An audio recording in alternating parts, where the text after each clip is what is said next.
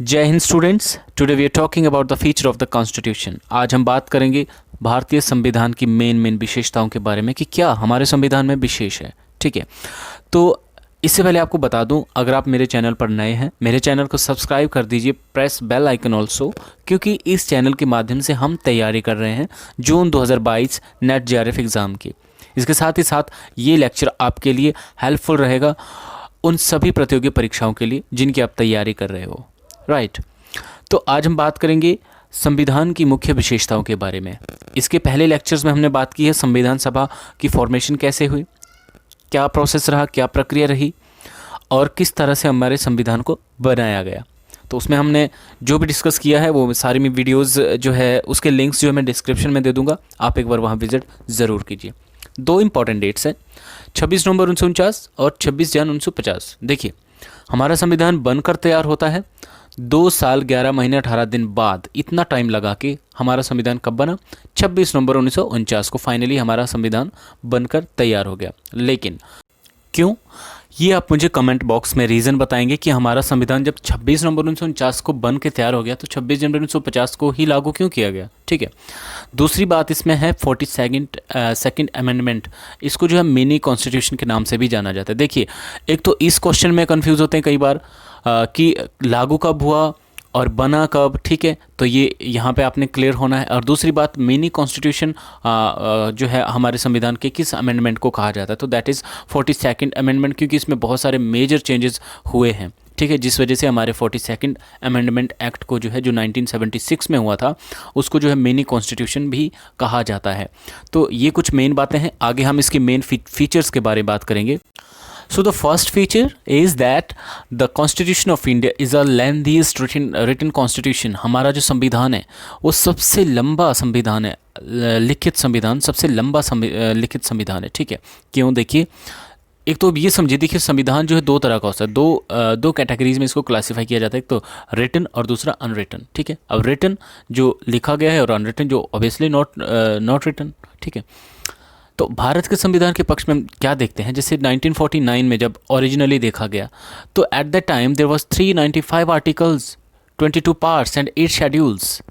उस time 395 article थे, 22 part में विभाजित था वो और 8 शेड्यूल्स थे। लेकिन प्रेजेंटली हम इसमें बात करें 465 आर्टिकल्स, 25 पार्ट्स एंड 12 शेड्यूल्स।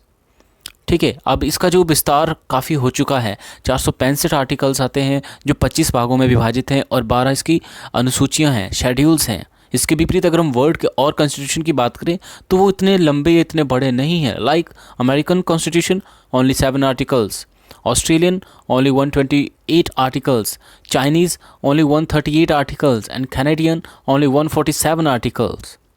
ठीक है, अब आप कमेंट में बताना कि इंग्लैंड के संविधान के कितने आर्टिकल्स हैं। अब माँ कसम लिख मत देना, क्योंकि इंग्लैंड का, जैसे मैंने पहले ही बताया कि अनरिटन कॉन्स्टिट्यूशन तो वो इंग्लैंड का है। राइट, तो वहाँ पे ऐसा कोई भी आर्टिकल नहीं है, कोई भी रिटन कॉन्स्टिट्यूशन वहाँ पे नहीं है। ठीक है, सो ये इसकी फर्स्ट फीचर है। आगे हम देखते हैं इसकी दूसरी। देखिए, मैं इसको काफ़ी डिटेल में अच्छे से ब्रीफली में एक एक फीचर को डिटेल में डिस्कस कर रहा हूँ। आप इसको पूरा देखिए, इस वीडियो को, काफ़ी हेल्पफुल रहेगा और हो सकता है इस लेक्चर के, इस वीडियो के जो है 2 पार्ट मुझे बनाने पड़े। ठीक है, सो गाइज, जो सेकंड फीचर है हमारे संविधान की, that is it drown from the various sources. ये काफ़ी अलग अलग सोर्सेज से लिया गया, अलग अलग साधनों से लिया गया हमारा संविधान। जैसे गवर्नमेंट ऑफ इंडिया एक्ट 1935 की बात करते हैं, जिसमें से 250 के आसपास प्रोविजंस जो है हमारे संविधान में लिए गए हैं, जिसमें मुख्यतः जैसे फेडरल स्कीम, जुडिशरी, गवर्नर और इमरजेंसी पावर एंड यूपीएससी। ठीक है, तो ये सारी स्कीम्स जो है कहीं ना कहीं कहाँ से ली गई है, ये गवर्नमेंट ऑफ इंडिया एक्ट 1935 से ली गई है। ठीक है, जिसको कि एक स्ट्रक्चरल पार्ट माना जाता है। हमारे संविधान का जो स्ट्रक्चरल पार्ट है वो जो है गवर्नमेंट ऑफ इंडिया एक्ट 1935 से लिया गया है। ठीक है, तो ये चीज़ें आपने याद रखनी कि कौन कौन से provisions government of India act से मुख्यतः लिए गए हैं। ठीक है, नेक्स्ट है इसका जो फिलोसॉफिकल पार्ट है, राइट, लाइक फंडामेंटल राइट्स और directive principles of state policy. तो फंडामेंटल राइट्स जो है वो यूएसए से लिए गए हैं, इसके बारे में हम आगे डिटेल्स में बात करेंगे। और directive principle of state policy वो जो आयरलैंड से लिए गए हैं। ठीक है, इसका जो पॉलिटिकल पार्ट है, लाइक कैबिनेट, गवर्नमेंट, एग्जीक्यूटिव और लेजिस्लेचर में जो रिलेशन है, ठीक है, तो ये पॉलिटिकल पार्ट कहाँ से लिया गया है, कहीं ना कहीं ब्रिटिश कॉन्स्टिट्यूशन से ये चीज़ ली गई है। क्या क्या सोर्सेज रहे हैं हमारे संविधान के, इसके बारे में हम आगे डिटेल में बात करेंगे। फिलहाल चलते हैं इसकी नेक्स्ट फीचर पे। नेक्स्ट फीचर हमारे संविधान की, that it is a blend of the rigidity and flexibility. Means ये जो है लचीलेपन और कठोरपन का मिश्रण है। संविधान दो तरह का हो सकता है, एक कठोर संविधान और एक लचीला संविधान। कठोर क्या होता है, जैसे रिजिड, ठीक है, it required a special procedure. किसी पर्टिकुलर कानून को अगर पास करना है, पर्टिकुलर एक्ट को पास करना है, तो उसके लिए क्या होगा, एक स्पेशल रिक्वायर्ड प्रोसीजर होगा जिसमें 2/3 मेजोरिटी के साथ पास करो, उसके बाद फिर ratification low half of the states का, ठीक है। एक होता है flexible which is amended bye a simple procedure. Means जो प्रोसीजर रिजिड के लिए है वैसा जो है फ्लेक्सिबल में ज़रूरी नहीं होगा, ठीक है। ये जो है सिंपल प्रोसीजर के साथ इसको जो है चेंज किया जा सकता है, अमेंड किया जा सकता है, that is called it is flexible. अब देखिए भारत के पक्ष में हम देखते हैं तो ये रिजिड भी है, फ्लेक्सिबल भी है। कैसे, देखिए आर्टिकल 368 क्या है, 368 अमेंडमेंट से रिलेटेड है, जो दो तरह के अमेंडमेंट्स की बात करता है, ठीक है। फॉर सम, कुछ रूल्स के लिए, कुछ प्रोविजंस के लिए ये 2/3 मेजोरिटी की बात करता है, ईच हाउस, ठीक है। प्रत्येक सदन का जो 2/3 मेजोरिटी के साथ उसको पास किया जाना चाहिए, ठीक है। सेकंड ये बात करता है कि कुछ स्पेशल प्रोविजंस ऐसे हैं जिसके लिए जो है स्पेशल मेजोरिटी चाहिए plus ratification of the half of the states, ठीक है। उनको चेंज करने के लिए स्पेशल मेजोरिटी तो चाहिए 2/3 मेजोरिटी, ठीक है। बट साथ ही साथ आधे राज्यों की भी उसके लिए समर्थन कहीं ना कहीं मिलना चाहिए। लेकिन कुछ एक चीज़ें हमारे संविधान में ऐसी भी हैं जिनको सिंपल मेजोरिटी के साथ भी पास किया जा सकता है एज ऑर्डिनरी लॉज। लेकिन रिमेंबर वो चीज़ें आर्टिकल 368 के अंदर नहीं आती। So this is the blend of rigidity and flexibility. Now next feature है फेडरल सिस्टम विद यूनिटरी बाइस, ठीक है। संघात्मक शासन होते हुए भी हमारे देश में एकात्मक रूप भी देखने को मिलता है। देखिए संघात्मक जो हमारे पास जो फेडरल फीचर है, फेडरल सिस्टम की जो फीचर हमारे संविधान में वो ये है, जैसे इसमें 2 गवर्नमेंट सिस्टम है, सेंटर और स्टेट की गवर्नमेंट देखिए, ठीक है। डिवीजन ऑफ पावर है, रिटन कॉन्स्टिट्यूशन है, सुपरमेसी ऑफ द कॉन्स्टिट्यूशन है, ठीक। क्योंकि संविधान जो सर्वोच्च है, रिजिडिटी ऑफ द कॉन्स्टिट्यूशन, जैसा हमने देखा रिजिडिटी मीन्स अगर ऐसा नहीं है कि सेंटर का ही काम चलेगा सारा, कहीं कुछ चीज़ें ऐसी है जहाँ पे राज्यों की भी रेटिफिकेशन ज़रूरी है। नेक्स्ट है इंडिपेंडेंट जुडिशरी एंड बाइकैमरलिज्म, ठीक है, द्विसदनी विधान पालिका। तो इस तरह से कहीं ना कहीं हमें ये देखने को मिलता है कि हमारा संविधान कैसा है, संघात्मक संविधान है। लेकिन एट द सेम टाइम कुछ ऐसी फीचर्स भी है जो हमारे संविधान को एकात्मक भी जाहिर करती है, जैसे स्ट्रॉन्ग सेंटर, ठीक है, सिंगल सिटीजनशिप। पूरे चाहे हम किसी पर्टिकुलर स्टेट में रहते हैं, जैसे हिमाचल के हैं या हम दिल्ली के हैं, लेकिन हमारी जो नागरिकता वो सिर्फ एक ही है, दैट इज़ इंडियन, ठीक है। सिंगल सिटीजनशिप, सिंगल कॉन्स्टिट्यूशन, ठीक है। Flexibility of constitution, flexibility means संविधान जो हमारा लचीला है, फ्लेक्सिबल है, इजीली जो है इसको सेंटर किसी भी तरीके से इसको चेंज या अमेंड कर सकता है।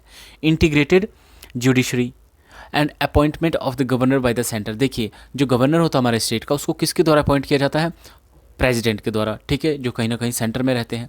तो इस तरह से ये जो एकात्मक रूप यहाँ पे दिखाता है। नेक्स्ट इमरजेंसी प्रोविजंस और इंडियन एडमिनिस्ट्रेटिव सर्विसेज। तो ये सारे जो है कहीं ना कहीं यूनिटरी फीचर्स हमारे देश के संविधान की। हालांकि देखिए फेडरेशन वर्ड का यूज़ कहीं भी हमारे संविधान में देखने को नहीं मिलता।